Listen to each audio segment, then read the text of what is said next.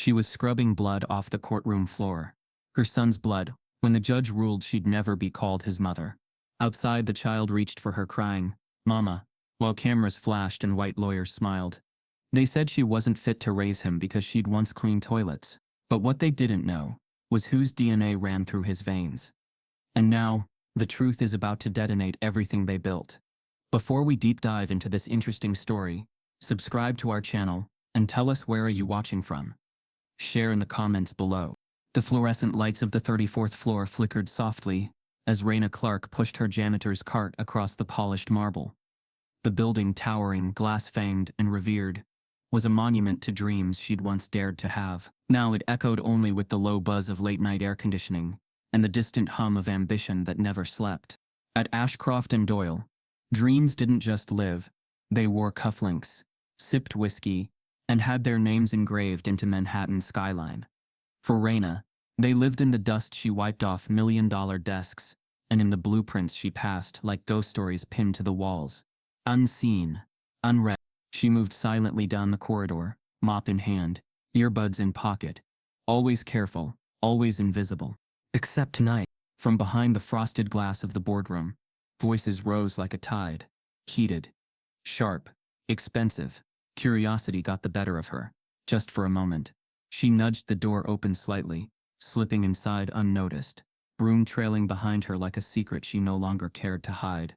Inside, a dozen men, mostly white, mostly older, surrounded a scaled architectural model of the firm's latest project. Sleek, tall, ambitious, the Halcyon Spire. At its center was Graham Ashcroft, the silver-haired CEO whose name had become synonymous with power and perfection in design. Raina set about her cleaning quietly, in the corner, her eyes not on the trash can she was emptying, but on the model. Something was off. Something small but wrong. "Gentlemen, we're 3 days from presentation." Graham's voice cut through the room. "If this model fails on national television, we'll lose the Tokyo contract. That's $1.2 billion down the drain." Everyone nodded, except Raina. She edged closer, her mop bucket creaking slightly. One corner of the model, a southern beam supporting the terrace structure, was sitting uneven, a slip in scale, or perhaps a miscalculation in the rendering. She leaned forward and gently nudged the piece to align it better. A voice erupted behind her. "Don't touch that model," shouted David Lindell, the firm's senior partner, red-faced, his tie loosened like a rope ready to hang something guilty. "That's a billion-dollar design. Who let the cleaning staff in here now?" Raina froze. Everyone turned. "Sorry," she murmured, hands raised in instinct.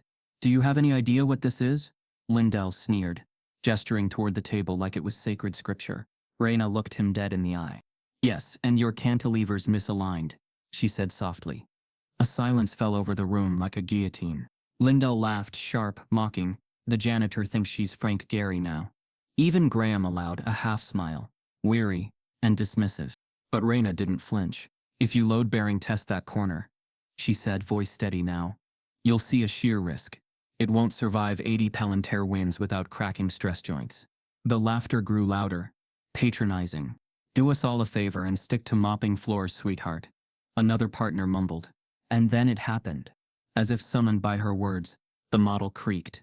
Slowly, a hairline shift in the exact section she touched, spread like a spider crack, and then the south-facing terrace collapsed inwards, with a delicate but unmistakable snap. The room turned to stone. Graham's eyes narrowed. "David," he said, his voice flat, "check the load specs again. Now." Lindell, flushed with confusion, scrambled for a tablet. Everyone else just stared at Raina, like the mop in her hand had become a sledgehammer. She wanted to leave, to run, but something in her stayed rooted. Not defiant, just tired. Tired of shrinking. "I didn't mean to interfere," she said finally. "It's just, I saw it." "What's your name?" Graham asked, gaze locked now. "Raina Clark." A pause. The name stirred no recognition. "Of course not. And what exactly qualifies you to critique a project that's gone through 4 teams and 3 engineering rounds?" he asked, eyes still on her like a prosecutor's final question. Raina hesitated. Then something cracked open inside her. Not boldness, but memory. "I studied architecture at Howard. Graduated top of my class junior year. I was supposed to intern here. Years ago," she said. That got a few raised brows. "What happened?" Graham asked, more curious now than contemptuous. Raina exhaled slowly, words heavy with a decade of silence. My senior year, a professor accused me of plagiarizing my own project. I'd submitted something too advanced for someone like me, she said. They said it didn't feel authentic. I was investigated. My scholarship got pulled before I could appeal. Couldn't afford tuition, couldn't clear my name. The words hung there. Not dramatic, just real. And now you clean our bathrooms, David sneered. No, she replied. Now I memorize every structure you design while wiping your whiteboards. Because dreams don't die, they wait. Someone coughed. Someone else looked away. But Graham stared at her, not angry, just unsettled.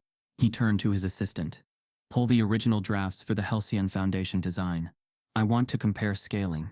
Then to the room. Someone's been cutting corners. The men murmured. Finally, he turned back to Raina. Cold, calculating. Bring me the real architect behind this idea, he said. Because it clearly wasn't my team. A hush fell, and then, barely audible, a voice rose from the far side of the room. I am, Raina said, lifting her chin. Steady now. Every eye snapped at her. Raina quietly raises her hand, and for the first time in years, she refuses to lower it. The Ashcroft estate sat like a fortress just outside Manhattan, draped in silence and wealth. Stone lions guarded the front gate. The security cameras blinked, unblinking. Inside, the world spun slower, quieter, not because it lacked sound, but because it lacked need. Everything was done for you. Delilah Monroe moved like part of the architecture. At 45, she knew how to fold herself into invisibility, how to make her presence known only in freshly pressed sheets, warm bottles, and the faint hum of lullabies that never quite left the room. In the hush of the nursery, she cradled the baby, soft-skinned, pink-cheeked, white, against her breast, swaying gently in a rhythm older than time. His tiny hand curled around her necklace, the same one she'd worn through pain, protest, and prayer. She didn't hear the footsteps, didn't hear the lock click. The door creaked open, and in walked Graham Ashcroft, fresh from the boardroom implosion, tie undone, eyes still stormy from the janitor's unexpected revelation. He wasn't supposed to be home until midnight. Not that Delilah ever asked. Maids don't ask. He stopped at the threshold. His gaze fell on Delilah, not just holding his infant son, but nursing him. Her blouse unbuttoned, her eyes closed. A portrait of intimacy so profound it pulled the air out of the room. He didn't speak. Delilah didn't notice him right away. Her world in that moment was the weight of the baby on her chest and the warmth of a bond he'd never know by name. When she finally opened her eyes and saw Graham standing there, something in her flinched, not out of shame, but reflex. Centuries of reflex. I didn't mean, she began, already buttoning up. He was colicky again. The formula wasn't working. He was in pain. Graham said nothing. His face didn't twist with rage or confusion. It didn't twist at all.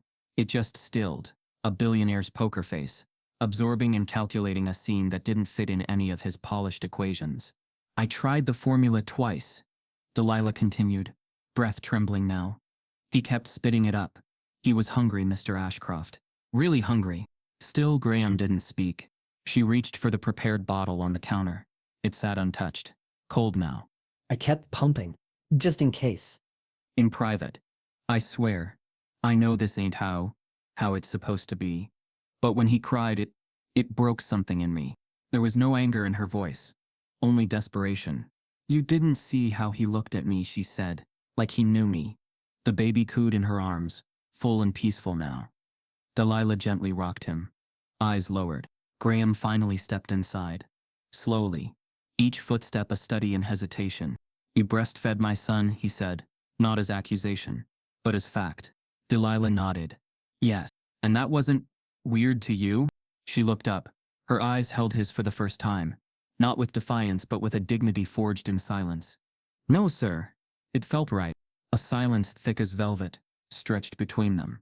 Delilah's hands trembled now. Her composure began to fracture.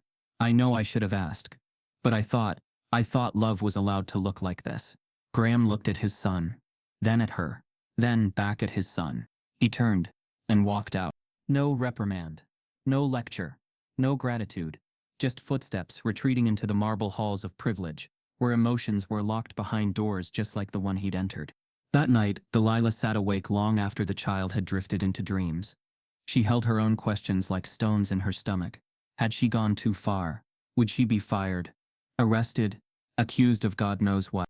But she didn't regret it. Not even for a second.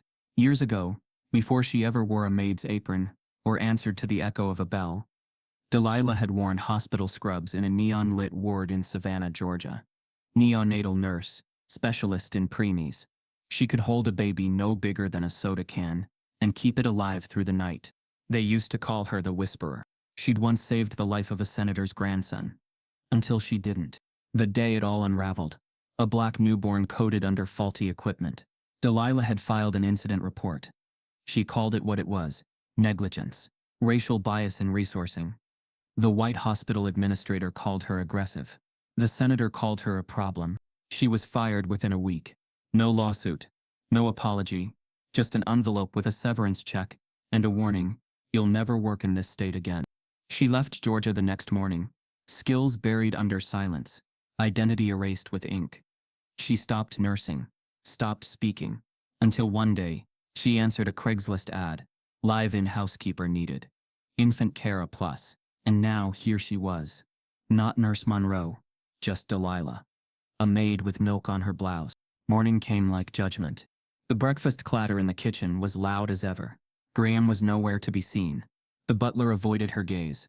Even the baby's schedule arrived via app notification instead of the usual printed note. She cleaned the same vases she'd cleaned 100 times. Washed the same floors that never remembered her name. Until a sealed envelope slid under her bedroom door. She picked it up. Heavy. Cream-colored. Miss Monroe, you are requested in the library at noon for a confidential discussion. Please come alone. G. The library was the only room in the house. Delilah had never entered. It wasn't on the cleaning schedule. It didn't need polish. It was where power whispered. As the clock struck 12, Delilah stood outside its doors. Her hands, usually so steady with infants and porcelain, now trembled slightly. She knocked once. No answer. She turned the brass handle slowly and stepped inside. Inside she found not just Graham, but an unfamiliar white woman staring at her like she'd committed a crime. The boardroom smelled like polished wood and cold sweat. The weight of the previous night still clung to the air like a storm that hadn't fully passed. Raina Clark stood where no janitor had ever stood before, not next to the trash bins, not behind a mop bucket, but squarely at the front of the room, across from a CEO who wasn't sure if he was being pranked or professionally embarrassed. Graham Ashcroft leaned back in his chair, arms folded. You're saying you designed the Halcyon Spire? Raina nodded. 5 years ago. The table fell silent. Around it sat the sharpest minds in American architecture. White men in tailored suits, their egos tailored even tighter. A few exchanged skeptical glances. One chuckled under his breath. Do you have proof? Graham's voice was flat, unreadable. Raina didn't flinch. She bent down, opened her satchel, a faded, overused canvas bag marked by years of quiet labor, and pulled out a black tube, weathered and scuffed. She unscrewed it, slowly unrolling the blueprint inside with deliberate care. The moment the paper hit the table, the room leaned forward. The lines were unmistakable. The Halcyon Spire, or at least the version they thought was theirs, lay in intricate graphite across the blueprint. Only this time dated April 10. The same cantilever, the same aerodynamic curvature at the midsection, even the spiral roof garden design, which the firm had proudly marketed as revolutionary, was there, just shaded in a different pencil stroke. Clearly the original concept. A collective breath pulled from the room. Lindell, red-faced from the night before, narrowed his eyes. Where'd you get this? I drew it, Raina said calmly. Anyone can fake a date. Someone muttered. She reached back into the tube and pulled out a second sheet. This one a faded email printout. A student submission to the National Urban Build Challenge. Her name on it. The same concept. Same building. Rejected. I submitted this to your internship program back when I was still at Howard, she said, voice tight. I never heard back. Graham took the sheet and examined it. His expression shifted, fractionally. This came through the company? She nodded. It was assigned to an intern team for review. The name at the bottom of the email, received by T. Carruthers, made the room freeze. Tate Carruthers, their golden boy, the youngest lead architect in company history. White, charismatic, And now suddenly, not in the room. Whispers stirred across the board table. Lindell cleared his throat. Look, even if this came through the intern system, it's not unusual for overlapping concepts to happen. Raina tilted her head. So you're saying he just happened to come up with the exact same tower years later, down to the load distribution core? That's not what he's saying, Graham cut in sharply. He wasn't defending her, but he was listening now. Closely. He stood and walked toward the blueprint, eyes scanning the notations with the precision of a man trained to spot cracks before the public did. Why didn't you fight this? He asked. Raina looked up at him. Her hands were still, but her voice carried the weight of everything she had swallowed over the years. Because I couldn't afford to, she said. Not the legal fees, not the lost wages, and definitely not the humiliation. A black woman janitor accusing your firm's rising white star of theft. She let out a short, bitter laugh. Nobody would have believed me. Her words rang out louder than any shout. No one spoke for a full 10 seconds. Then Graham turned to her.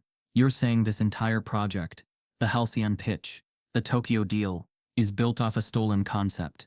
I'm not saying that, she replied. I'm showing it. Graham's face tightened, unreadable again. He looked at the blueprint once more, then at the room of executives trying to hide their unease behind spreadsheets and water bottles. Finally, he said, I want a new draft. Built from scratch. By you. A stir rippled through the room. You serious? Lindell scoffed. You want her to redesign a $1.2 billion tower in 3 days? She knows this tower better than any of you, Graham said, without looking away from Raina. She dreamed it before you even saw it. Raina stepped back, carefully rolling up her blueprint, but not with fear, with precision. I'll need a workspace, she said. You have 3 days, Graham said. Prove you're not bluffing. Raina didn't respond. She didn't nod or say thank you. She simply walked out of the boardroom, without a single glance behind her, her footsteps silent but seismic. The locker room was quiet when she entered. Late night again. Everyone else gone. Only the low hum of the vending machine, and the occasional creak of pipes overhead kept her company. She moved to her locker, pulling it open slowly. Inside were her shoes, an old Howard hoodie, and a long-forgotten plastic bin pushed far to the back. She reached for it, her fingers brushing dust as memories swirled like ghosts. She pulled the bin forward. Inside was a 3D model.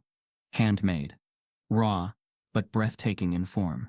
Constructed from foam core and patience, each detail carved with care.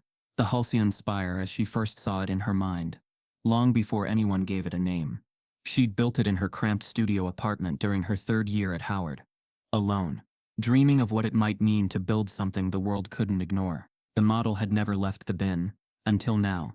She stared at it for a long moment, hands resting on the edges, like a mother embracing a child she'd once feared lost. The overhead light flickered, but something else caught her eye. Tucked beneath the model was an envelope. Not hers, not old. It was clean, white, fresh. Her name on it scrawled in a hand she didn't recognize. She opened it. Inside was a single typed sentence. They'll destroy you if you go through with this. Walk away. Raina slowly looks up, realizing someone inside the firm doesn't just want her silenced. They're watching her, right now. The private library of the Ashcroft estate was a sanctum of old money and selective memory, mahogany shelves lined with first editions, a Persian rug heavy enough to muffle confessions, and a fireplace that hadn't held a flame in decades. It was the one room Delilah Monroe had never dared to enter, until now. She stood just inside the threshold, her hands clasped at her waist, palms damp. The afternoon light poured through the tall windows, casting long shadows across the floor like fingers stretching towards something unspoken. At the far end of the room, Graham Ashcroft stood near the liquor cabinet. Unscrewing the top of a decanter, he poured 2 fingers of whiskey into a crystal glass, though he didn't drink. Not yet. He didn't look at her. You know how this looks? He said flatly, voice echoing in the stillness. Delilah's voice was steady. He turned. You breastfed my son, without permission. In my home. That's illegal? She asked. Immoral? Or just unthinkable for someone like me? Graham studied her. Don't turn this into something it's not. No? She took a step closer. Then tell me what it is. Because all I saw was a hungry baby, and no one to help him. Delilah reached into her apron pocket and pulled out a laminated card. The edges frayed, the colors faded. She handed it to him. He took it cautiously, scanning it. Monroe Delilah, RN, BSN, Neonatal Intensive Care Unit, Grady Memorial Hospital, Atlanta. I was a nurse before I was a maid, she said softly. A damn good one. Graham looked up. Why aren't you now? Delilah's jaw tensed. The words didn't come easy, but they were real. My milk saved lives in NICU wards, she said. Until one white father complained, said I was contaminating his newborn. Graham blinked. Delilah continued, each word peeling open a wound. He said he didn't want his baby drinking from a colored woman's body. Claimed he saw me hold his son too long. Called it predatory. Graham shifted uncomfortably. I got suspended first, then terminated. Without cause, they said. No one backed me up. Not my supervisor. Not my union. They just erased me. She exhaled, long and slow. So I stopped being a nurse. I started being what the world thinks I'm supposed to be. The whiskey in his glass remained untouched. Graham walked to the window, the city skyline faint in the distance. My son, he said finally. He had jaundice when he was born. Couldn't digest formula for the first week. Caroline refused donor milk, said it was unnatural. Delilah nodded. He still spits it up sometimes. I kept it quiet, because I didn't want to cause trouble. But when it got bad, she hesitated. I did what I was trained to do. I fed him. I comforted him. I gave him what he needed. You didn't ask. Would you have said yes? She asked. Graham turned slowly, his face unreadable. Honestly, I don't know. The tension in the room pulsed like a second heartbeat. Neither of them moved for a long while.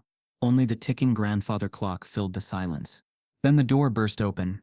Claire, Graham's sister-in-law, strode in with the urgency of a woman who'd heard just enough to be dangerous. She's still here? Claire barked. Her perfectly manicured finger pointed at Delilah, like an accusation. After what she did. Graham sighed. Claire, she nursed your son like she owned him. Claire spat. This is a violation, Graham. It's disgusting. Delilah didn't flinch. She's the help, Claire snapped. You pay her to clean diapers, not be the mother. Delilah's face tightened, but she didn't speak. Graham stepped forward. It's not your call. Claire stared at him, stunned. Are you serious right now? She kept him healthy. She made a decision. The right one, when no one else was around. Claire crossed her arms. If Caroline finds out, she will. Graham cut her off. And I'll tell her the truth. Claire narrowed her eyes.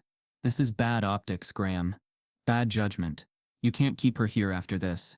He looked at Delilah, then turned back to Claire. She stays. Claire's jaw dropped. What? I said, he repeated calmly. She stays. She's not fired. She's not going anywhere. Claire stormed out, heels clicking like gunshots across marble. Delilah didn't exhale until the door shut behind her. Thank you. Graham nodded. I didn't do it for you. Delilah gave him a look that said she knew better. Doesn't matter. You did it. He walked past her, poured the whiskey down the sink, and left the glass empty. As Delilah stepped into the hall, heart still racing, she heard the faintest cry echo from the nursery. It was soft, needy. She turned toward the sound. At the far end of the hallway stood Caroline Ashcroft, bag still at her feet, coat half off her shoulders, frozen in place. In her line of sight, Delilah was holding her baby again, and Caroline's face was pale. Caroline steps forward, eyes locked on Delilah, and says coldly, "Give me my son." The next morning, Raina Clark arrived at Ashcroft and Doyle's headquarters, not in her janitor's uniform, but in a crisp charcoal gray blazer she hadn't worn in a decade. It didn't matter that it was slightly dated, or that the shoes pinched her feet. The important thing was that she walked through the front doors, not through the back service entrance, but right past reception, security, and the watchful stares of people who had never before noticed her face. Tucked under her arm was a weathered leather sketchbook. No logo, no title, just years of fingerprints, coffee stains, and hope ground into the binding. She stepped into the elevator with an intern who blinked, clearly recognizing her as the janitor. But neither said a word. On the 34th floor, the doors slid open, revealing a conference room, half filled with department heads and high-level staff. They hadn't all been summoned. Curiosity had brought some, tension had brought the rest. Word was spreading. The janitor had challenged the foundation of the firm. Inside, Graham sat at the head of the table, his expression unreadable. His voice was calm as he motioned toward the seat beside him. Let's see it. Raina nodded, sitting without hesitation. She placed the sketchbook on the table and opened it. What spilled out wasn't just drawings. It was evidence. Unapologetic, brutal evidence. Concept after concept unfolded. Towers, public libraries, mixed-use spaces, green architecture designs, even renovation concepts for Brooklyn brownstones, all bearing her fluid, unmistakable hand, dated, signed, and annotated in her own words. At first the room was silent, but the silence wasn't disbelief. It was the sound of people recognizing the curves, the symmetry, the little idiosyncrasies that had become hallmarks of some of the firm's most lauded work. Except these weren't renderings by their architects. They were Raina's, drawn 5 to 10 years ago. Wait, murmured Janelle Knox, the firm's VP of marketing. She was one of the few black women in leadership, known for being sharp-eyed and shrewd with public perception. She leaned in, flipping through the pages with growing intensity. This is the Silverthorne Tech campus from 21, she said, tapping one of the designs. And this is Summit East. We pitched it in 2019. Look at the entry angles and the light retention schema. They're almost identical. Heads turned. Raina didn't speak. She didn't need to. Janelle kept going. Wait a second. This isn't one project. This is years of our firm's portfolio. One of the senior designers, Eli Worth, leaned forward, his brow furrowed. That's impossible. Are you saying every major design from the last 10 years came from this one sketchbook? No, Raina said softly. I'm saying it came through this sketchbook, and never back to me. A chill moved through the room. Graham stared down at the open pages like they were fragments of a broken mirror, pieces of a truth he'd signed off on, promoted, profited from. How? He asked, barely above a whisper. Raina looked at him. I told you. I applied to your internship program. My submission ended up in the intern review pile. From there, who knows? Designs were shared, projects recycled, names stripped. I kept designing, not for you but for myself. It was the only way to stay sane, and no one ever noticed. Janelle asked. I was a janitor, Raina replied, her tone cutting. Who was going to listen if I said I recognized my own work on a conference room screen? You think someone like Lindell would have believed me? The mention of Lindell turned a few heads. He wasn't in the room. But this isn't just one stolen idea, Janelle said slowly. This is systemic. Exactly, Raina replied. And I didn't come here for pity. I came here to reclaim my name. Graham sank into his chair, eyes still on the pages, the weight of it pressed into his chest. His fingers grazed a corner of the sketchbook, where a sticky note clung. One day they'll know. He suddenly looked older. You understand what this means, he said. If this gets out, it could ruin us. Raina met his gaze. Then you shouldn't have built your empire on stolen work. The room shifted uncomfortably. After a long silence, Graham cleared his throat. Here's what I'm willing to offer. A junior architect role. Official title. Full salary. Access to mentorship and development. Your own office. We'll start from scratch. Clean. Raina didn't blink. I won't be anyone's shadow again, she said. Not for a title. Not for a salary. I know what I'm worth. It wasn't just a rejection. It was liberation. Graham sighed. Then what do you want? Raina stood and gently closed her sketchbook. I want my story told. Loudly. That night, in a quiet booth of a downtown diner, Raina sat across from a freelance journalist named Talia Rowe, a rising black writer known for exposing institutional injustice in elite industries. They met through a contact of Janelle's, off the record, for now. Raina placed the sketchbook on the table between them like a courtroom exhibit.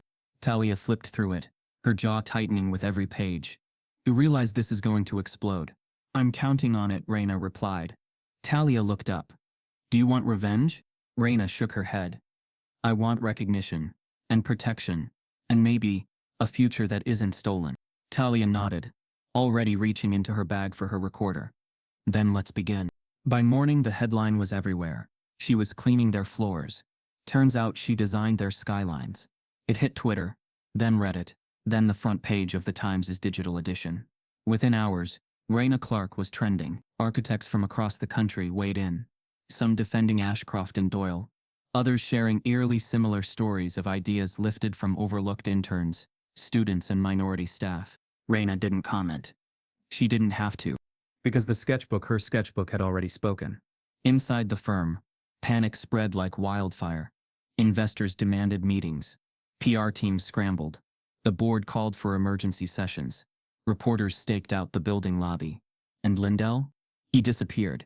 Graham sat in his office staring out over the city skyline that had once made him feel invincible. His empire was shaking, and Raina's story was only just beginning.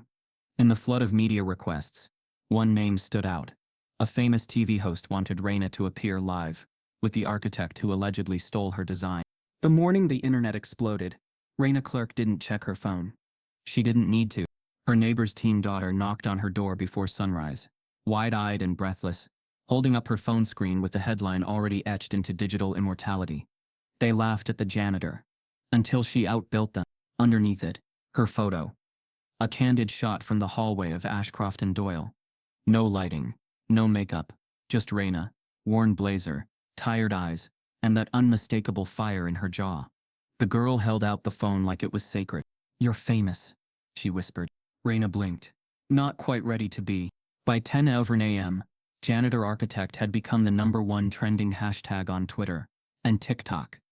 Dozens of popular creators stitched side-by-side videos, one showing Ashcroft and Doyle's iconic towers, the other showing pages from Raina's now viral sketchbook. Commenters flooded in. She built their skyline, and they gave her a mop. From janitor to genius. This is why we fight. Black brilliance isn't hidden. It's just ignored. Raina's inbox lit up with interview requests from CNN, BBC, NPR, Good Morning America, The View, and even a TEDx organizer offering her the closing keynote slot. But Raina didn't respond. She sat in her apartment, sketchbook on her lap, watching the chaos swirl around her from the outside. Because to her it wasn't fame. It was justice with a strange Wi-Fi signal. Outside Ashcroft and Doyle's glass headquarters, a protest line formed before noon. By afternoon, it had turned into a full-on occupation. Students from NYU's architecture program marched with signs that read, "She designed it. They stole it. Raina Clark is the architect. Promote her or we boycott." A local news crew panned the scene, capturing chants, drumming, and chalk messages scrawled across the firm's granite steps. Inside the building, tension was cutting through every corridor. Executives scrambled, emails flew, and in the boardroom Graham Ashcroft stared down the barrel of a digital rebellion he couldn't PR his way out of. "I've got Morgan Stanley threatening to freeze the Tokyo funds," barked Elliot March, the firm's CFO. "Do you understand what that means? They don't want to be associated with a racial theft scandal," Janelle Knox added, flipping through a crisis binder. "And let's be honest, this is going to get worse before it gets better." Graham sat at the head of the table, hands steepled, jaw clenched. Around him, the board fumed, some out of fear, some out of arrogance. One voice broke through, Alan Shreve, an original partner in the firm, now semi-retired. "You either promote the girl," Alan said, "or you step down and let someone else do it for you." The words hung in the air like a loaded gun. Graham didn't respond, not yet. It was taken in 1981, the day his father, Harold Ashcroft, rejected a young black architect named Marcus Law from joining the firm, despite the fact that Marcus had been the top candidate. Graham had found the photo years later in an archived newsletter. There was no mention of Marcus Law's rejection in the article, only glowing praise for Harold's visionary hiring standards. But Graham knew the story. He'd overheard the conversation that night. His father's voice graveled by whiskey and unfiltered entitlement. "He's talented. Sure. But he doesn't look the part. Not in our conference room." That moment haunted him. And now somehow it had looped its way into the present. He set the glass down, typed a simple email to his assistant. Subject: call Raina Clark. Message: she deserves the room. The next morning, Raina entered the Ashcroft and Doyle building through the front door again. This time with news vans parked outside, students cheering from the sidewalk, and every camera phone in a 3-block radius pointed at her. She wore a blazer again. Different this time. Tailored. New. A subtle navy blue. Janelle Knox met her in the lobby. "You've got leverage. Use it." Raina smirked faintly. "This isn't a negotiation. It's reclamation." They took the elevator to the top floor. The boardroom was already full. This time there were 2 seats at the head of the table. One for Graham. One for her. She didn't hesitate. Graham stood as she approached. We'd like you to present your version of the Halcyon Spire. Publicly, live. Raina raised an eyebrow. Why live? Because it's the only way forward, he said. If we're going to build a new foundation, it has to start with truth, not spin. She looked at him for a long moment, and then sat. All right, let's design it from the ground up. Later that afternoon, a news alert popped up on every phone in the building. Breaking. Raina Clark, to present original Halcyon design live on national television this Sunday. Subheadline: Architect accused of stealing her work also invited to appear. The internet went nuclear. TikTok creators stitched reaction videos. Oh, it's about to get messy. Commenters screamed, we want the showdown. Give her the damn firm already. Put them both on camera. Let the thief sweat. And in a sleek apartment across town, Tate Carruthers, the golden boy of Ashcroft and Doyle, stared at his phone, mouth dry. His name was finally being mentioned, but not as a genius, as a thief. Raina receives a call from an unknown number. She picks up and Tate's voice crackles through the line. Please, don't do this on TV. Caroline Ashcroft's fury hovered over the nursery like storm clouds, dark and thunderous. Her face pale and taut, fixed on Delilah with cold precision. You're acting like you own my child, she spat, her voice a brittle edge in the silent corridor. Delilah stood firm, back straight, the baby cradled safely in her arms. His soft coos echoed against the paneled walls. I don't own him, she said quietly, but he knows me. Caroline's hand trembled as she pointed at Delilah. You breastfed him, without consent, without permission. Her accusation rattled through the quiet like a gavel. You crossed a line I will not forgive. Before Delilah could respond, she delivered the blow nobody expected. I'm his biological mother. Silence rippled across the room. Caroline's finger drifted in midair. The baby quieted. Graham, who had entered halfway through the exchange, froze. We did a DNA test, Delilah continued, voice steady and unnerving in its certainty. After I told you. The hospital emailed results. Unambiguous. She met Caroline's horrified gaze. I donated eggs in nursing school. Anonymous to protect the arrangement. You were given full legal rights. But biology doesn't always follow paperwork. The room's stillness rattled. Caroline's breathing hitched. Graham stepped toward Delilah, torn between comprehension and disbelief. Caroline stuttered. That's impossible. Her voice cracked as if the walls themselves had pushed her through the statement. I raised him. I carried him. That's my child. Delilah's gaze softened. You raised a child you thought was yours. Her words were steady, almost gentle. But you were never biologically connected. I breastfed him, because I could, because I knew, because he fell asleep in my arms before he ever remembered himself. Graham pressed his hand to his temple, shock and guilt twisting across his face. Caroline, this changes everything. A silence heavy with realization greeted the revelation. Within hours, press agencies picked up the bombshell. Headlines flashed. Black maid raises her own child, without realizing it was hers. Baby born in billionaire mansion turns out to be biological son of maid. The outside world couldn't believe it. The same woman dismissed as help was now a biological parent in the most exclusive American household. News vans staked out the mansion. Reporters wheeled recorders near the gates, and social media exploded with disbelief, empathy, outrage. Delilah watched news segments from the privacy of the nursery, baby asleep in her arms. Each screen presented Caroline's anguish, Graham's internal conflict, and Delilah's careful, composed presence being interrogated, under studio lights. She didn't speak. She didn't reply, because she knew speaking would shift everything irreversibly. Caroline spiraled. The mansion's plush corridors, once silent with wealth, buzzed now with whispers from servants, lawyers, and PR executives trying to mop up a scandal that ran deeper than poisoned formula. Caroline demanded Delilah be fired immediately. Graham sat caught in the crossfire, legality on one side, morality on the other. He'd built his life around his name, reputation and image of control. Now control slipped through his fingers like sand. Delilah refused to go quietly. She filed for partial custody, not claiming full rights, but demanding legal recognition of her biological relationship and the right to continue caring for the child. Her lawyers cited medical ethics, donor agreement loopholes, and moral precedent. Biological connection equals at least visitation, regardless of prior contracts. Inside the mansion, Delilah's suit unfolded like a slow-burning fuse. Caroline grew more erratic, accusing Delilah of emotional manipulation, of raising the child as a mother without legal justification. But the DNA didn't lie. The public, already primed by sensational headlines, rallied behind Delilah. Social media pumped image after image, Delilah tucking the baby into cozy pajamas. Caroline's tears caught mid-television shot, Graham's indecision captured in wide-eyed stills. Supporters held up signs, "He's her son too." Biology odorous. "Stop erasing black mothers." Protesters gathered in front of the mansion's iron gates, chanting. Photographers clicked through the mansion windows. PR representatives sprinted to issue carefully worded disclaimers. But the biggest shock came when Caroline vanished. On the morning of the scheduled emergency hearing, Caroline did not arrive. The baby's nanny reported she had taken the child out for a wellness routine. Caroline's luggage was gone from the bedroom, her phones unreachable, her social media inactive. Panic erupted across headlines.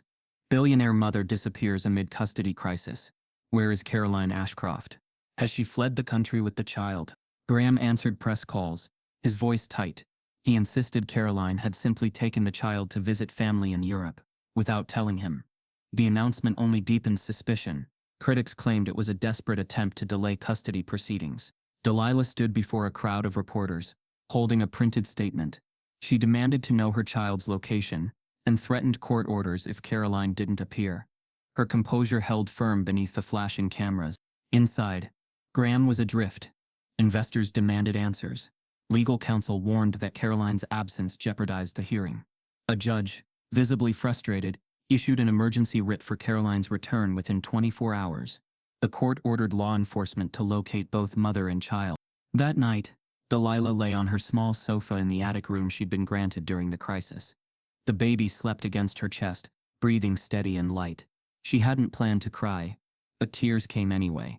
Not for herself, for the child, for the absurd tragedy that tied them together in the most intimate, complicated way. Just before midnight, Delilah's phone buzzed. A message, but not from her lawyer. Not from Graham. From Caroline. No words. Just a photo. A small boat docking at a remote harbor. A child's hand visible beside Caroline's. The caption, "She knows." Delilah stared at the image, heart pounding, milk still warm on her skin. The world was watching, the court was waiting, and the person who claimed motherhood had made it perfectly clear. She was not going down without dragging the baby with her. The judge sets an emergency hearing for the morning, but Caroline's image in a distant port raises terrifying questions. Did she leave by choice, or was someone helping her? And will the baby be safe? The dim hum of the archive room buzzed faintly overhead, barely masking the weight of what was unfolding. Somewhere beneath the skyscraper glamour of Ashcroft and Doyle, past the polished lobbies and sterile boardrooms, Raina Clark sat at a long metal table in the firm's off-site records facility. A dusty box labeled Projects 2013-2018 sat open in front of her, the paper inside brittle with time but heavy with truth. Janelle Knox leaned beside her, flipping through a printed render of a museum project that once graced the cover of Architectural Digest.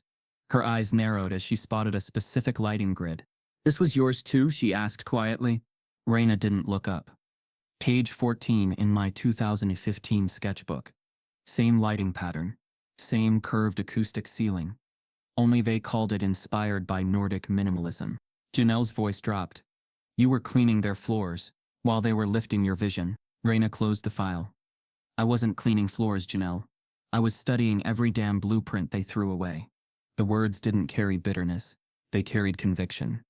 Her nights with a mop and duster had been more than survival. They'd been study sessions.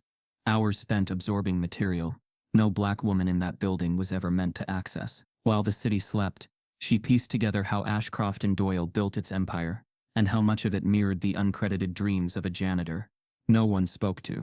In the days following the viral firestorm, Janelle used her inside access to quietly help Raina build what they both knew would be a legal atom bomb. They started cross-referencing timestamps, emails, archived drafts. Every project Raina suspected had been lifted from her sketchbooks. They tracked down internal records, versions, memos, timestamps. Patterns emerged. Rising Pines Tech Campus, 2016. An intern named Tate Carruthers submitted a concept that mirrored Raina's 2014 Green Architecture series. South Hudson Library renovation. 2019. Almost a copy-paste from Raina's sketchbook titled Rebirth Through Light. Even more shocking, some of the files carried internal notes like based on early intern concept, a euphemism used when origin wasn't legally clean. Janelle paused over a highlighted memo. This was passed to your department's cleaning crew. You were there the same night this was shredded. Raina nodded. I watched them pitch it in the elevator the next morning. You watched? I never stopped watching. Janelle leaned back, rubbing her temple. This isn't just theft. It's cultural sterilization. You gave them beauty they couldn't imagine, and they whitewashed your name right out of it. Word of Raina's airtight paper trail reached Graham through whispers. The legal team had already flagged the threat. If she went public with her proof, beyond the viral story, it wouldn't just dent the firm's legacy, it would detonate it. The board reacted swiftly and savagely. They called an emergency session behind Graham's back. The agenda was clear: remove him. Some cited mismanagement. Others claimed reputational volatility. But beneath the corporate buzzwords was the truth. Graham had allowed a black woman with no official degree, no title, and no pedigree to outshine a room full of Ivy League white architects, and the firm was now paying the price. Graham, for the first time in his long career, was not holding the pen. He was the one being written out. Raina received the meeting invite that same evening. It wasn't from Graham. It was from the board. The room was smaller than the boardroom. Less marble, more war room. No snacks. No smiles. Just 10 men in suits, who suddenly remembered her name. Janelle sat quietly beside her, observing more than advising. We've reviewed the documents you've assembled, said Winston Bird, head legal counsel. They're significant. Raina raised an eyebrow. You mean devastating? Let's not dramatize, Winston said tightly. Another executive leaned forward. Miss Clark, we'd like to make a proposal. Effective immediately, you'll be promoted to lead architect of the Halcyon project. You'll be given full creative control, top-tier compensation, and a formal title.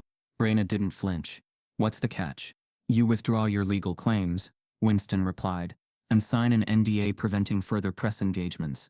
Raina glanced sideways at Janelle. No nod. No shake. Just silence. The room watched her breathe. Raina finally leaned forward, hands clasped. I spent 15 years pushing a mop through these halls, while you praised each other for work you stole from me. I've eaten lunch in janitor closets while you toasted under my ideas, and now you want to give me a title in exchange for my silence. It's leadership, Miss Clark, one suit insisted. No, she replied. It's hush money with a corner office. Winston frowned. You'll be given more influence than you've ever had. Raina stood. I didn't come this far to be given a seat at the table just because you're afraid I'll burn it down. Janelle rose with her. As they walked to the door, Winston cleared his throat. If you go public with this, you'll be radioactive. No firm will touch you. Raina paused at the door. Turn. Then I'll build a firm where we don't have to beg to be believed. Downstairs in the lobby, Raina stood by the glass revolving door, watching the Manhattan streets glitter with traffic and impatience. Graham approached quietly, a man aged 10 years and 5 days. They offered you lead architect, he said. She didn't deny it. And? I said no. Graham sighed. Then it's over for all of us. No, Raina said, turning toward him. It's just beginning. But only if you choose what kind of legacy you want to leave behind. He didn't speak. She looked him in the eye. You can't erase the theft, Graham, but you can help build something honest from here. She turned to leave. But Graham called after her, his voice softer than it had ever been. Why didn't you quit all those years? Raina paused. Because I knew I was more than what they paid me to be. The next morning, Raina receives a letter, not from the board, not from Graham, but from the City Planning Commission. They want her to submit a revised proposal for the entire Midtown redevelopment project, the most competitive bid in the city, and it was open for anyone bold enough to claim it. The courtroom wasn't just a space for justice. It had become a stage, lit by the fever of a nation watching in real time. Cameras flashed as Delilah Monroe stepped onto the witness stand, her poise not born of media training but of surviving something far colder: invisibility. Outside, the courthouse steps were lined with protesters, holding signs. A mother's milk. A mother's right. Black biology isn't surrogacy. She gave him life. Let her keep her place in it. Journalists huddled in clusters, spitting updates into microphones for the midday news cycle. Some networks dubbed it the custody war of the century. Others simplified it to the maid who mothered. Inside the courthouse, the air was stiff with tension and designer perfume. The Ashcrofts' legal team sat sharply dressed, backed by a wall of binders and aggressive posturing. Their lead attorney, Mitchell Crane, was a seasoned white man who specialized in quiet cleanups for the wealthy. He looked at Delilah like she was the mess he had been hired to erase. Delilah's own team, young, hungry, and funded by a GoFundMe that exploded overnight, stood in contrast, diverse, impassioned, and exhausted from fighting a system that labeled everything unconventional as unfit. When Delilah took the stand, the courtroom hushed. The judge, a sharp, tired black woman named Honorable Judge Erica Sloan, gestured for her to begin. Delilah's voice was soft but unwavering. "They let me carry him in my arms," she said, eyes flicking toward the empty bench where the baby should have been, "but not in my heart. Not on paper. Not in name." Gasps echoed through the gallery. Even the court stenographer paused her typing. Mitchell Crane rose. "Miss Monroe, are you claiming this child as your own?" Delilah answered without hesitation. "I'm claiming the bond that existed before either of us knew what it meant. Before I knew he was mine. Before they ever did." "Are you suggesting," Crane said, turning to the jury, "that emotional connection overrides legal parentage?" Delilah's lips twitched slightly. A tired smile. "No. I'm saying it completes it." The trial was covered live on several networks. Social media boiled with commentary. Hashtags spun into digital firestorms. But behind the fanfare, the legal battle was brutal. Ashcroft's team brought up Delilah's firing from the hospital, repainting her as unstable and unfit to make ethical decisions. They called character witnesses from the estate, who described her as overly familiar with the baby. They hinted at impropriety. They tried to dirty her with the language of liability. But Delilah didn't break. Because the next witness changed everything. Janice Hawthorne, former head nurse at Grady Memorial Hospital, took the stand and confirmed what Delilah had long kept buried. "Yes, Miss Monroe was terminated," she began. "But it wasn't because she made a mistake. It was because she spoke up." Janice looked directly at the jury. She confronted a doctor about unequal treatment. Black infants were consistently delayed in care, and when she demanded answers, she was labeled combative. The hospital wanted quiet. Delilah wasn't quiet. The courtroom shifted. A new narrative flickered alive. Janice continued. "She didn't break protocol. She broke a silence that kept black babies dying and white doctors comfortable." Delilah's eyes brimmed. But she didn't let them fall. Outside, the public sentiment shifted overnight. Hashtags changed. "Delilah deserves rights." "Leather love legally." Op-eds flooded in. Think pieces debated the future of donor rights, custodial ethics, and the weaponization of class over biology. Talk shows wept. Politicians tweeted. But inside the Ashcroft mansion, chaos festered. Graham watched the trial replay on his tablet in silence, alone in his office. His son, Delilah's son, was gone. Caroline hadn't answered her phone in 3 days. The baby was supposed to be safe with her in the Hamptons. That's what she told him.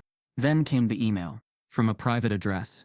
No subject line, just 2 lines of text. "We're crossing tonight. Don't try to stop me. He's safer without her." Confusion. Attached a photo of their son, asleep in a carrier, a coastal road behind them. Graham's hands trembled. He called Caroline's sister. No answer. He called Caroline's attorney. Voicemail. He called Interpol. Within 12 hours, the NYPD confirmed it. Caroline Ashcroft had been intercepted at a private marina near the Canadian border. She had attempted to leave the country with the child under a falsified medical clearance. She was arrested on the spot. The baby was taken into protective custody until the courts could decide next steps. The arrest made national headlines. Ashcroft wife detained in international custody scandal. Caroline crosses the line. Literally. The narrative shifted fast. Caroline had gone from mother to kidnapper. Her breakdown played on every channel. Commentators analyzed her body language, her privilege, her unraveling. But for Delilah, there was no triumph in it. Only fear. She was escorted into the court holding area just minutes after the news broke. Her lawyer handed her a printed copy of the article. Delilah skimmed it once and pressed it against her chest, breath trembling. She didn't just want to keep him, she whispered. She wanted to erase me. When court resumed the next day, Judge Sloan called for an emergency recess to address the new developments. Graham was asked to testify under oath. His answers were honest and devastating. She didn't tell me she was leaving, he admitted. She didn't tell me where they were going. I would never have agreed to that. And do you believe Delilah Monroe has a right to be in this child's life? The judge asked. Graham hesitated. Not because he didn't know the answer, but because he knew what saying it meant. Yes, he said finally. She's his mother. And the only one who didn't lie. A hush spread through the courtroom. Outside, the media swarmed again. Crowds doubled. And for the first time in the entire ordeal, Delilah smiled, not because she'd won, but because her son was safe. That night, she watched him sleep in the temporary care facility, where the court had ordered him to stay until a ruling was made. A soft lullaby hummed from a speaker in the corner. She pressed her hand to the glass, watching the gentle rise and fall of his chest. She had no crib to offer, no mansion, no private yacht. But she had this, the truth. And this time it was being heard. As Delilah leaves the facility, a court official hands her a sealed envelope. Inside, a private petition filed by Graham himself, requesting joint custody with Delilah. The lights inside the Javits Center shimmered like a stage before a symphony. It was the final night of the NYC Build Expo, an event where architectural dreams were auctioned, dissected, and either crowned or discarded. But this year, the whispers didn't orbit the usual suspect. They gathered in the shadows of a name no one had known 6 months ago. Raina Clark. Her name pulsed across digital banners hung high above the exhibit floor. Her booth, flanked by velvet ropes and security staff, buzzed with anticipation. Architects, developers, and global investors paced impatiently, waiting for the unveiling. The scent of fresh espresso and tension lingered in the air. At precisely 8:00 p.m., the house lights dimmed. A hush fell, then a spotlight snapped on, and Raina walked out, wearing a midnight black blazer, with copper-lined cuffs, a subtle nod to her roots, her culture, and the copper mines her grandfather once worked in Mississippi. She didn't walk like someone auditioning. She walked like someone claiming. Behind her, a black curtain lifted slowly, revealing a 14-foot-tall architectural model, encased in glass. The crowd gasped. The tower's silhouette was unlike anything seen before. Fluid, towering, unmistakably Afrocentric in its posture. Its base curved like traditional West African sculptures, while its top spiraled into a motif resembling braided hair, interwoven with steel and solar glass. It stood not in defiance, but in declaration. This, Raina began, her voice even, grounded, is the Clark Ascension. She paused, letting the name land. It's not just a building. It's a resurrection of ideas, of visibility, of stolen voices returned to themselves. No one blinked. She stepped forward. Every inch of this design reflects the geometry of survival. From the compressed core at the foundation, which mirrors black neighborhoods boxed into systemic red lines, to the open-air sky terrace shaped like a crown. Because we build, even when unseen. The camera flashes were relentless. Raina continued, lifting her chin. This is the first tower on this coast, shaped not by conquest but by cultural memory. Every inch is mine. Every line is ours. The audience erupted into applause, but she didn't smile. Not yet. Just off stage, a man stood in the wings, watching. Samuel Clark, 67, wore a brown hat pulled low over his graying eyes.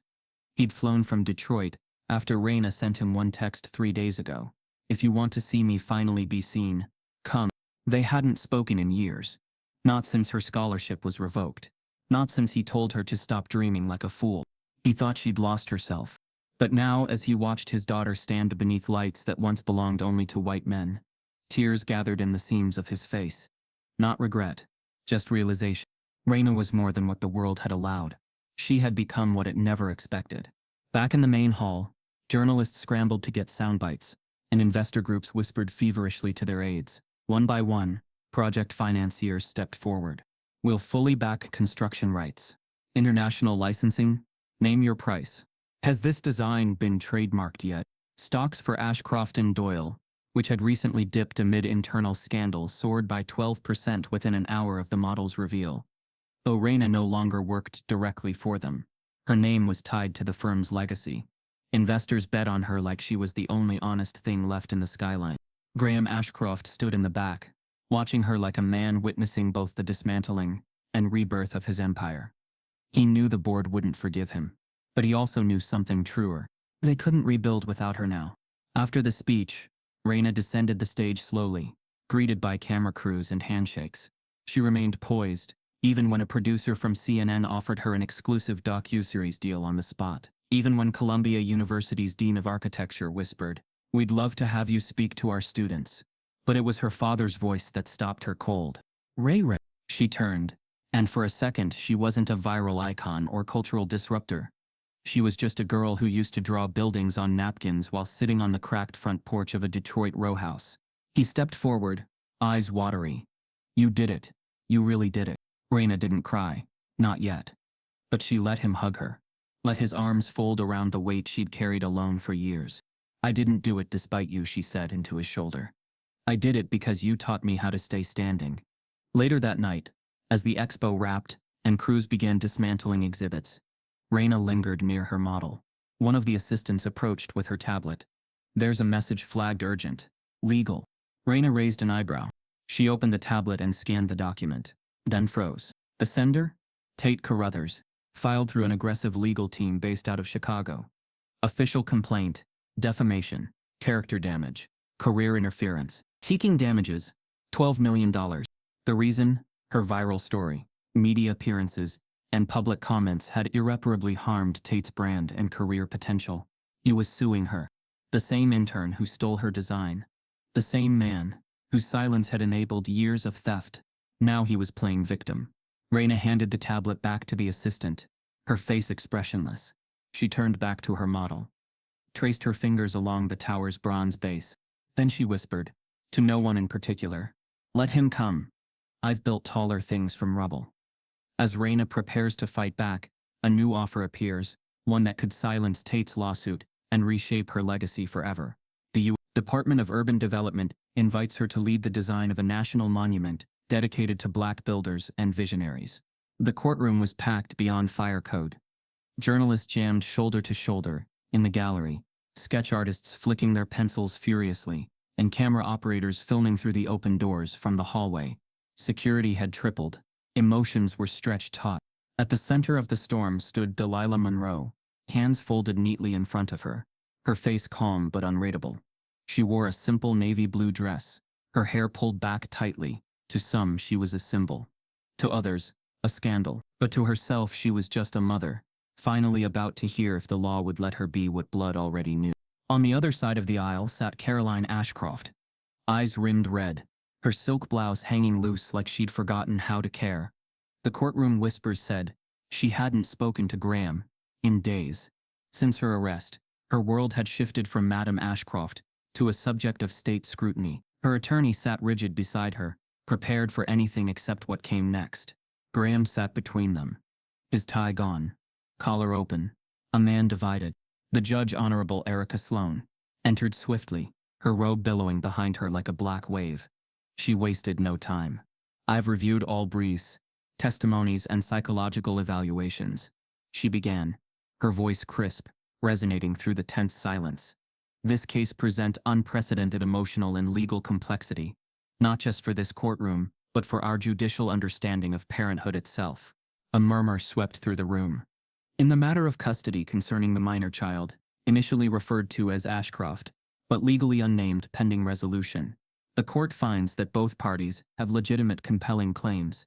Delilah held her breath. Judge Sloan paused, looked directly at her. "This court rules for joint custody." Gasps erupted. Camera shutters went wild. "The child has the right to know both the woman who carried him and the woman whose DNA gave him life." Sloan continued, "We will not strip identity from a child who deserves to understand his full story." Delilah's mouth parted slightly, not in shock, in fragile hope. The court grants Delilah Monroe partial legal guardianship and shared parenting rights. She is to be relocated to a court-monitored residence within 3 miles of the Ashcroft estate and given scheduled visitation. Graham closed his eyes. Relief, regret, something in between. Then came the outburst. "You don't deserve him!" Caroline shrieked, standing so fast her chair clattered backward. "She's the maid. She's not his mother." Judge Sloan raised a hand. "Mrs. Ashcroft, please. You're letting a woman who breastfed my son behind my back, who lied to us, pretend she belongs at our table." Caroline's voice cracked in disbelief, hysteria peeking out from years of suppression. You stole him from me. She pointed at Delilah. No, Caroline, Delilah said softly, finally breaking her silence. He was mine before either of us knew. The courtroom tensed. A gallery spectator wept silently. Judge Sloan banged her gavel. Mrs. Ashcroft, this is your final warning. One more outburst and I'll hold you in contempt. Caroline didn't back down. She turned to Graham, tears streaking her cheeks. Say something. This is your son. Graham didn't speak. That silence hit harder than any judgment. Later that afternoon, the judge ordered Caroline into a mandatory psychiatric evaluation following her attempt to flee with the child. She wasn't jailed.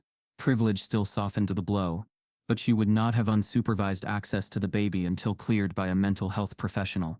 Delilah was escorted to her new home, a charming 2-bedroom rental, nestled on the same block as the Ashcrofts. White picket fences and curated landscaping surrounded it, but inside the air felt empty. Her son wouldn't live with her full-time, not yet, but this space was the beginning of something sacred, a door to him. The media spun the story with predictable contradictions, from maid to mother, a custody twist that shocks America. The woman who breastfed another woman's baby and won him. Ashcroft family torn apart by biologic betrayal. Delilah didn't read them. She stayed off her phone. She scrubbed her kitchen counter with too much force. She paced between the window and the hallway every 15 minutes. And she waited for something to feel real. But it didn't. She'd been granted a technical victory. Still, she felt invisible. Again. This time, not because she was being ignored, but because she was being observed. Even her wins were curated, monitored, sanitized for white comfort. A week later, on her first visitation day, Delilah returned to the Ashcroft estate, not through the servant's entrance, through the front door. A security guard buzzed her in with a nod. Graham greeted her, holding the baby. He looked different, not broken, just real. He's been fussy, he said quietly, handing the child over. Didn't nap. Delilah smiled and took him in her arms. The boy nestled instinctively into her shoulder, his cheek against her collarbone. The weight of him was familiar and eternal. I missed you, she whispered, brushing his curls back. I'll never stop missing you. Graham stood in the hallway, hands in pockets. I never imagined it would come to this. Neither did I, Delilah replied, her voice steady. But we're here. They stood in silence for a moment. Do you resent me? He asked finally. Delilah turned to him. I resented how small I had to become to stay near my own child. He nodded. And for once, there was no defense. Just a man learning what accountability sounds like when it isn't polite. Later that evening, Delilah rocked the baby to sleep in the sunroom, sunlight draping the floor in amber streaks. The house was quiet. Graham had stepped out to take a call. The world outside seemed paused. The baby blinked up at her, small fingers playing with her earring. Then, out of nowhere, his lips parted. Mama. Delilah froze. Not because she thought she misheard, but because she knew the sound was real. He said it again, clearer this time, reaching for her. Mama. Tears welled instantly. She tried to speak, but her voice cracked. She pulled him close, kissed his head, and rocked him gently, whispering words she had waited a lifetime to say. Yes, baby. I'm here, I'm yours. Outside, the press had no idea what had just happened. But in that sunroom, where no cameras rolled, something irreversible took place. He chose her. Just as she tucks him into his crib, Graham re-enters holding an envelope court-sealed, with a revised guardianship proposal. Delilah, he says, eyes heavy. This changes everything. The meeting was supposed to be confidential, held behind the closed doors of Ashcroft and Doyle's high-rise boardroom, with its wall-length windows that looked out over the skyline. Raina Clark had helped shape uncredited. But nothing stays private when power is afraid. She entered the room alone, wearing the same navy blazer she'd worn to the Build Expo. Her sketchbook was tucked neatly beneath her arm, not because she needed it, but because they did. At the oval table sat the firm's board, all 12 members, all white, all staring. Some tried to mask discomfort with polite nods. Others didn't bother. Winston Bird, legal counsel, cleared his throat and stood. Miss Clark, we appreciate your contributions over the last few months. However, given recent legal developments and press scrutiny, the board believes the firm's best future lies in stabilizing our image with experienced leadership. Raina arched an eyebrow. Stabilizing your image by silencing the woman who gave you one. Murmurs rippled across the room. Another board member leaned forward. Jean Halbrook, a founding partner whose portfolio included most of the firm's legacy projects. Let's be clear, Miss Clark. You were a janitor. Your meteoric rise, while inspiring, has created tension. Investors are nervous. Clients are confused. You're not the face they expect to see leading a billion-dollar brand. Raina tilted her head, smiling faintly. The face they expect, or the one they're used to exploiting? Jean flushed. That's not. Graham Ashcroft stood. He hadn't spoken yet, hadn't moved from his chair until that moment. The room fell silent. He looked at the board, and none of you were capable of that. More silence. Tension tight as piano wire. Winston stepped in again. Graham, this isn't personal. It's fiduciary. No, Graham replied. It's racist. And tired. Gasps, audible now. He turned to Raina. They want to demote you. I won't let them. I'm resigning. Effective immediately. Mouths fell open. I've led this firm for over 20 years, but I've made mistakes, big ones. I ignored voices like yours. I built success on blind trust in the wrong people. I can't fix the past, but I can shape what comes next. He reached into his blazer and pulled out a folded letter. This is my formal appointment of Raina Clark as my successor. I've signed it, notarized it, and submitted it to the board's governance committee last night. Panic hit the room like a wave. You don't have the authority to, Jean sputtered. I do, Graham interrupted calmly. Under the bylaws revised in 2016 after the Saroyan collapse, the CEO retains sole appointment rights in the event of resignation due to board impasse. You tricked us, someone muttered. No, Graham said, eyes fixed on Raina. I finally listened. He turned to leave, stopped at the door, and looked back once more. She's not just a janitor. She's the future of architecture. And then he was gone. The fallout was instant. 2 board members stood and walked out, mumbling about hostile environments and breach of trust. 3 others threatened to sue. But Raina didn't flinch. She sat down at the head of the table. Graham had just vacated, her presence undeniable. I'm not here to be liked, she said evenly. I'm here to build. She opened her sketchbook, not to show off, but to start over. By week's end, the firm's branding had begun to shift. A new logo appeared on their website, Clark Studio. Beneath it, the tagline read, Design with dignity. Build with purpose. Social media buzzed again. But this time, it wasn't scandal, it was vision. Young architects from across the country flooded Clark Studio's inbox with portfolios, applications, and thank you letters. Black and brown creatives finally saw a door that didn't require code switching or name scrubbing to unlock. Raina's first executive order? A full audit of all past intern submissions over the last 15 years. Every single design would be reviewed, for evidence of uncredited usage. Her second? Establishing an in-house fellowship, the Rebuild Fund, a paid, year-long mentorship for marginalized designers who had been overlooked by the industry. Her third?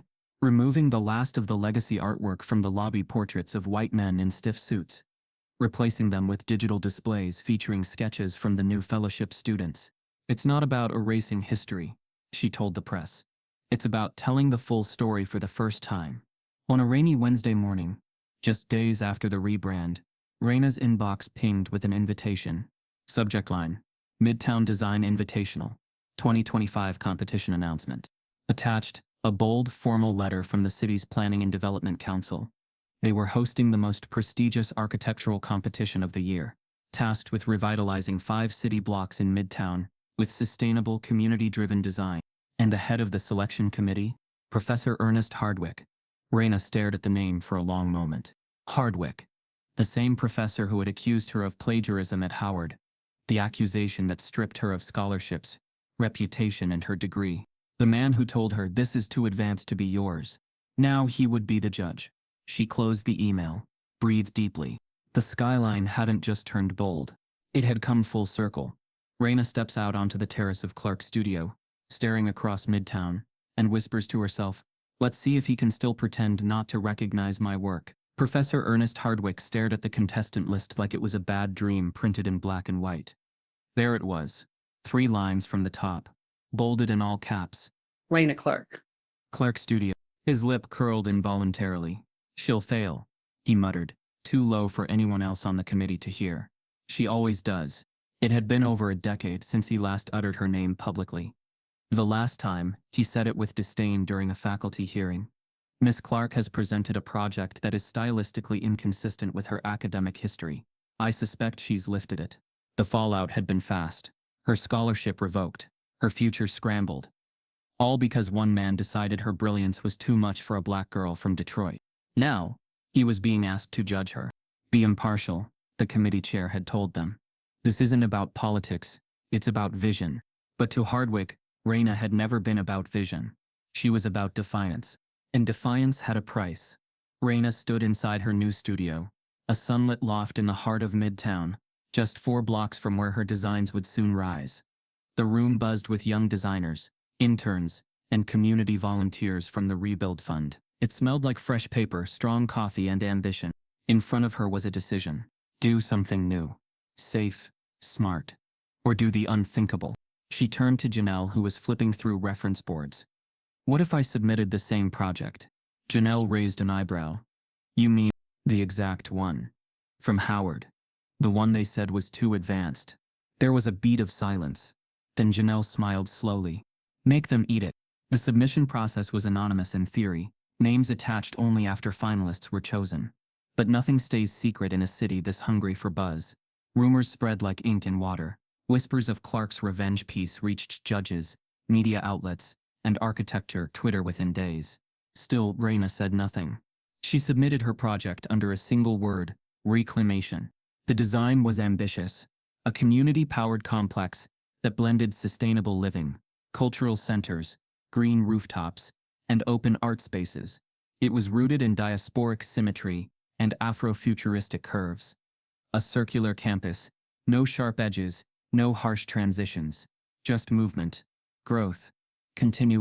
Every line, every curve, every angle came from the same submission she once drew in her dorm, sitting on the floor with a single lamp and borrowed rulers. This time, there would be no professor to question its origin, because everyone was watching now. On the day of the finalist presentations, the competition hall was packed with industry giants, city planners, developers, and press. The buzz wasn't about who would win. It was about whether Raina Clark would finally make them say her name with respect, or if she'd collapse under the weight of legacy racism repackaged as standards. She was the last to present. As she walked to the stage, she caught sight of Hardwick seated in the second row, his arms crossed tightly, his jaw stiff. He didn't look at her. She didn't need him to. Her presentation began with silence. Then a single image filled the screen. A charcoal sketch of the original Howard project, dated 2012. Beneath it, rejected, revived, reclaimed. The audience stirred. Raina stepped forward. This is not just a building, it's a blueprint for justice. She walked them through the history. Her story, yes, but also the broader story of designs dismissed because of who delivered them. The lines, the math, the art, all intact. No vengeance in her tone, only clarity. She ended with a quote, projected behind her in towering serif font. We were never too small. You were too scared. Then, silence. Then applause. Then a standing ovation that grew louder and louder, until even the judges rose. Even Hardwick. He stood, the last to do so, but he stood nonetheless. And for a moment he looked directly at her. His face didn't soften, but he nodded. The quiet nod of a man, forced to admit what he'd spent years denying. Later, as the committee left the stage and the cameras cooled, Raina was approached by the head of the panel. I've never seen a room turn like that, he said. It wasn't a design, it was a reckoning. Raina only nodded. I'm just sorry it took the industry 10 years to catch up to you. She offered a half smile. It took me 10 years to stop trying to make myself smaller. A press conference followed. Media from across the country picked up the story. Headlines read, "From accused to acclaimed, Raina Clark rewrites the blueprint." The project that nearly ended her career just made her a legend. But the real shock came days later, when Raina returned to her office and found an official envelope on her desk. No sender listed, just a gold-embossed seal. Inside, a single letter. From Office of the President of the United States. Re-invitation to serve as lead architect for the National Monument to Black American Builders and Visionaries. Raina read it twice, then 3 times. The monument would sit in Washington, D.C., directly across from the Capitol steps. It would honor centuries of black labor, brilliance in architecture, from enslaved hands that built government halls to unrecognized minds who shaped cities. And they wanted her to lead it, not a firm, not a board. Her. Raina placed the letter down slowly, her chest rising with something that felt like thunder. For the first time in her life, she was being asked to design something that could never be stolen. As she looks out the window toward the city she once cleaned at night, her phone buzzes again. A message from a blocked number. Be careful, not everyone wants that monument built. The morning of the unveiling smelled like summer rain and iron. The sky over Washington, D.C. hung heavy with anticipation, clouds hovering like held breath. Streets were cordoned off for blocks in every direction. Thousands had come, not for a celebrity, not for a politician, but for the women whose names were too often left off the blueprints of history. Raina Clark stood on the elevated platform, staring at the monument she had spent the last 10 months bringing to life. But this wasn't just a design, it was a resurrection. The National Monument to Black Women Builders and Caregivers towered 20 feet high, half bronze, half granite, rooted in soil from historically black neighborhoods across the country. Its base was a circular stone ring, inscribed with the names of 600 women who had laid the literal and figurative foundations of America. Nurses, nannies, architects, bricklayers, mothers, seamstresses, janitors. Raina's name was there. So was Delilah Monroe's. The center of the monument was what captured breath. A sculpture of a black woman, not stylized or abstract, but real, detailed down to the creases in her palms. One arm held a blueprint, the other cradled a baby. Behind her, cascading from her spine like wings, rose steel beams shaped like the ribs of unfinished buildings she would finish even if history wouldn't give her credit. It wasn't just a monument, it was a mirror. Delilah arrived just before the ceremony began. She wore a cream dress and sandals, her hair wrapped in gold-threaded cloth. In her arms was the child, now almost 2. He giggled as the security dog sniffed near her feet. Raina turned and saw them. Their eyes met, and the crowd, noise and all, seemed to vanish. Delilah walked toward her slowly, holding the boy like a question finally answered. Raina stepped down from the platform and embraced her. Carefully, intentionally, the child reached for Raina with a laugh. He still calls you Mama, Delilah whispered. Raina smiled, eyes wet. He gets to have more than one. Delilah held up a folded pamphlet, the official dedication program. Our names are side by side on the base. Raina nodded. I know, I chose the order myself. The crowd was impossibly diverse. School buses of children in matching t-shirts, elders in folding chairs, fanning themselves with newspaper clippings, protesters with signs that read, Finally, we see us. Milk, mortar and memory. They built more than we admitted. Journalists shouted questions as the press gathered at the ropes, but neither Raina nor Delilah responded. This wasn't about talking.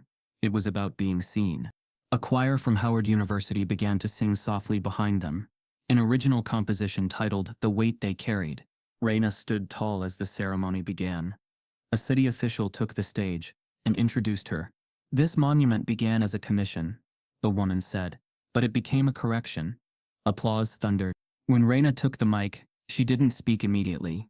She looked out at the crowd, at the young, the old, the tired, and the dreaming. Then she began. This isn't mine, she said simply. This belongs to the woman who fed babies with no name tag, to the girl who stayed after school to clean whiteboards and draw designs on napkins, to every woman who made something beautiful out of being invisible. She gestured toward the sculpture. That's not art. That's our mother, our auntie, our neighbor, our silent soldier. Raina's voice broke for just a moment. I built this for the ones who nursed a nation while grieving their own children, who built cities while cleaning the bathrooms inside them, who had ideas worth skyscrapers, but names erased from plaques. This monument is made of more than milk and stone. It's made of survival. And with that, she stepped back. Delilah approached the base later that afternoon with the baby balanced on her hip. She ran her fingers across the engraved names. Many she recognized, others she didn't. She found hers. Monroe, Delilah, nurse, nanny, mother. Beneath it, Clark, Raina, janitor, architect, builder. She reached down and pulled a rose from her handbag, laid it at the foot of the stone. Then she whispered, We're not footnotes anymore. As the sun began to dip and the ceremony turned into quiet conversations and shared stories, Raina wandered to the far end of the crowd, where the school children stood.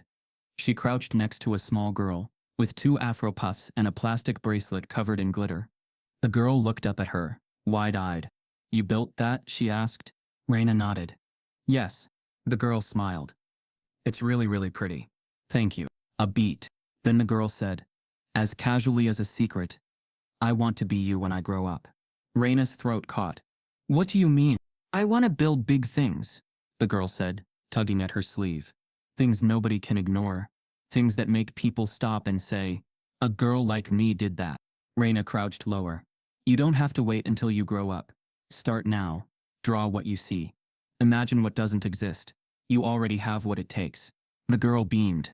Then she asked, "Will they let me?" Raina didn't flinch. "They don't have to let you. Just start building. They'll catch up." Behind them, Delilah watched the interaction quietly. The child tugged at her braid, babbling nonsense. But she didn't hear him. She was too busy watching the legacy unfolding in front of her. How one act of nursing a child, and another of building a dream, had rewritten the narrative of who gets remembered. This wasn't about monuments anymore. It was about mirrors. And finally, they were being handed to the next generation. As Raina and Delilah walk away from the crowd, a white woman approaches, holding a binder. "Miss Clark, I work with the Smithsonian," she says. "We want to make this permanent, not just here. We want to put your story in textbooks. Will you say yes?" 1 year after the monument's unveiling, Delilah Monroe stood inside a brick building in Bed-Stuy that used to be a community clinic. Now it bore a new sign, the Monroe Center for Black Birth Workers and Caregivers. The lobby was painted in soft hues of ochre and sienna, with large canvases of black midwives, nurses, doulas, and community caretakers adorning the walls. None of them were famous. All of them were honored. Delilah walked through the space with a clipboard, nodding to a young mother receiving lactation support in the corner, a doula training session in one of the converted exam rooms, and a group of teens gathered around a table where a nurse practitioner was breaking down reproductive health. She wasn't just overseeing a foundation. She was rebuilding a lineage of knowledge that racism had tried to suppress, generation by generation, whisper by whisper. One of the volunteers, a college-aged nursing student, stopped her in the hallway. "Ms. Monroe," she said softly, "I just wanted to say thank you for doing this. I didn't think people like me were allowed to dream this far." Delilah smiled, placing a gentle hand on her shoulder. "You don't need permission to dream, baby. You just need proof someone else did first." Across the river, in a gleaming midtown office suite with floor-to-ceiling glass, the Clark Studio Scholarship Fund had just completed its first full award cycle. 14 black women, architectural students, apprentices, and design majors from historically underfunded schools were selected to receive full tuition, living stipends, and paid internships. Each was flown in for a luncheon hosted by Raina Clark herself, where she welcomed them not with a speech, but with a mirror. Literally. At the center of the event space stood a 5-foot-tall mirror with the inscription, "This is what an architect looks like." No logo, no sponsor, just reflection and recognition. Raina shook each recipient's hand, looked each one in the eye, and said the same thing. "You won't have to do what I did. You'll do more." One of the recipients, a 17-year-old from Jackson, Mississippi, whispered, "I have your sketchbook printed out on my bedroom wall." Raina laughed. "Then start drawing on the other walls." "I already built mine. Yours are waiting." Months later, the TED Talk was posted. Power was never the point. Purpose was. Graham Ashcroft. The stage was dark, except for a spotlight. Graham, no longer in a tailored suit, stood in a plain black sweater and jeans. No branding behind him. Just a slide of Raina's first sketch, the one he'd ignored for years. He spoke openly. About his complicity. About the boardroom where he once dismissed the janitor with the answer in her pocket. About the moment he realized silence wasn't neutrality, it was co-signing theft. "It took a woman with no degree, no title, and no seat at the table," he said, voice cracking slightly, "to teach me the real cost of ignorance. And it wasn't dollars, it was dignity." The video went viral within hours. But Graham didn't care about views. He cared that for once the truth had his voice behind it. One crisp evening, as the city shifted from golden hour into evening, Raina and Delilah met on 125th, and Lennox 2 cups of street coffee in hand. They walked side by side, laughing at the way the press had exaggerated their friendship, their roles, their rivalry. They talked about toddlers and blueprints, grant proposals, and grief, about how even after everything, the work was just beginning. You know, Delilah said, sipping her drink, I still get asked what it was like being just the help. Raina smirked. I get asked how it felt to be discovered. Like I was a fossil, not a woman who never left. Delilah nodded. I used to hate that phrase. Just the help. Like we weren't holding entire families, generations together. Raina looked up at the skyline. I forgot that every steel beam, every pane of glass stood because someone unseen cleaned it, fed the people inside it, built its foundation. You weren't just the help, Dee, you were the heart. Delilah smiled softly. So were you. They turned onto a quiet block in Harlem and paused. Ahead of them, a new building was rising. Still under construction, but the framework was unmistakable. It curved outward at the base, then spiraled upward with two massive arms of steel stretching from each side, arching protectively over a public plaza below. Where others saw architectural brilliance, they saw something else. The shape of a mother's open arms. Delilah squinted. You? Raina nodded slowly. Final design for the public housing redesign project. I had to fight like hell for it. Delilah's voice caught. It looks like it's hugging the people inside. That's the idea. They stood there for a moment, watching cranes swing against the darkening sky, watching construction crews lower glass panels into place. I used to walk past sites like this and feel invisible, Delilah whispered. Raina's voice was firm. Now they can't ignore us. And as the steel arms of the building reached higher into the night, a streetlight flickered on, casting gold over their faces. Not as an accident, but as recognition. Inside the future structure, a hidden plaque waits to be revealed. Its inscription reads, "For the women who held us, built for us, and believed in us before we knew how to believe in ourselves." They erased her name, stole her work, and told her to stay silent, but she built louder than they ever imagined. If you believe no one should have to fight this hard just to be seen,